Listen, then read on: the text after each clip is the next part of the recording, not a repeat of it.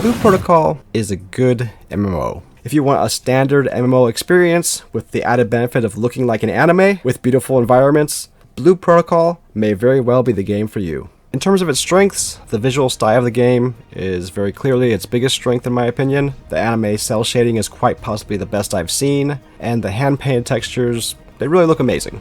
The ability to equip weapons above your current level, being able to place custom map markers with your own description, and other such UI elements are nice quality of life additions. It looks like they also give you a large amount of inventory storage, which unfortunately isn't usually the case with free-to-play titles. The story is also enjoyable, especially if you're into that sort of anime style of storytelling. There's still a lot of unvoiced dialogue, a lot of places that I find myself skipping, but the parts that are voiced are usually quite good. Now, right off the bat, as you can see, the game looks great. Quite impressive toon shading, especially in the cutscenes. There's parts where, despite them being actual 3D models, it looks like it's a 2D drawn anime at a lot of points. The background, like if you just take this background right here, that could be the background of an anime easily. Like if you get close, you'll notice that it actually is pretty low poly. Like here, like yeah, if you look at these boxes, there's not a lot of actual geometry going on there in the 3D model, but the hand-drawn textures, when you look at it a little bit further out, looks perfect, looks great. They've done a lot with just painting. This might have a normal map. As for the gameplay, I'd say the combat is passable. It doesn't really break the mold per se, but it does hit the major marks and lives up to what you'd expect coming into a modern action combat MMO.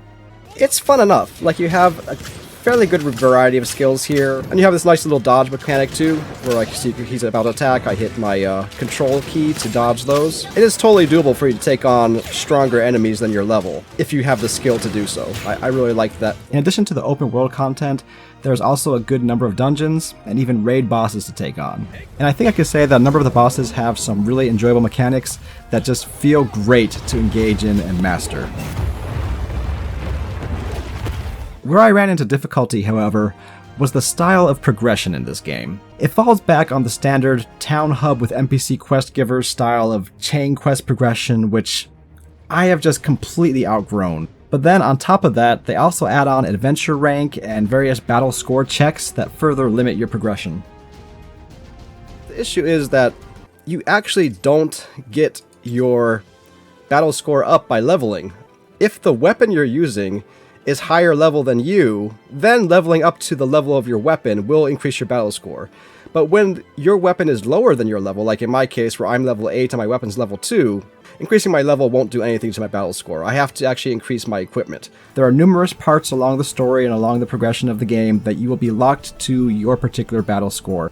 Also, the quests available to you in general will be locked to your battle rank, which is unlocked through a combination of your battle score and your progression in something called the adventure board. There isn't any armor or traditional gear per se outside of your weapon, so instead you need to craft and equip these things called Imagine. First, you have your Battle Imagine, which act essentially like combat summons.